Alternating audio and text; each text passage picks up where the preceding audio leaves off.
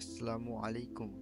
আজকে আমরা এমন কিছু কিবোর্ড শর্টকাট সম্পর্কে জানব যে কিবোর্ড শর্টকাটগুলো আপনার কম্পিউটার ব্যবহারের অভিজ্ঞতাকে বদলে দেবে। চলুন শুরু করা যাক বেসিক কম্পিউটার নলেজের আজকের ভিডিও। আপনি যদি শুধুমাত্র কিবোর্ড ব্যবহার করে ফাইল এক্সপ্লোর অন করতে চান তো উইন্ডোজ প্লাস ই চাপ দেবেন। কিবোর্ড ব্যবহার করে খুব সহজে নতুন একটি ব্রাউজার ট্যাব খুলতে চাইলে কন্ট্রোল প্লাস টি চাপ দেবেন। এই ট্যাবে একটি কিছু সার্চ করে দেখাচ্ছি, যেমন কম্পিউটার।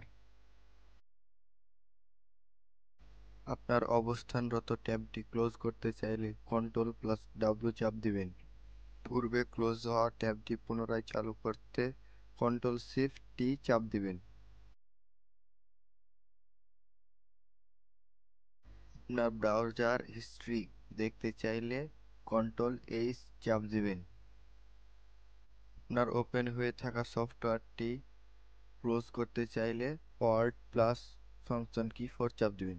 যে কোনো সফটওয়্যার চালু থাকা অবস্থায় এক ক্লিকে ডেস্কটপ দেখতে চাইলে উইন্ডোজ প্লাস ডি তে চাপ দিন এবং পুনরায় চাপ দিলে পূর্বে চালু থাকা সফটওয়্যারটিতে ফিরে আসবেন। কোনো লেখা অথবা ফাইল কপি করতে চাইলে সিলেক্ট থাকা অবস্থায় কন্ট্রোল প্লাস সি তে চাপ দিলে কপি হয়ে যাবে। নির্ধারিত জায়গা সিলেক্ট করে কন্ট্রোল প্লাস ভি চাপলে পোস্ট হয়ে যাবে। কোনো ফোল্ডার অথবা ফাইলে থাকা সকল ডকুমেন্ট একসাথে সিলেক্ট করতে চাইলে কন্ট্রোল প্লাস এ তে চাপ দিন।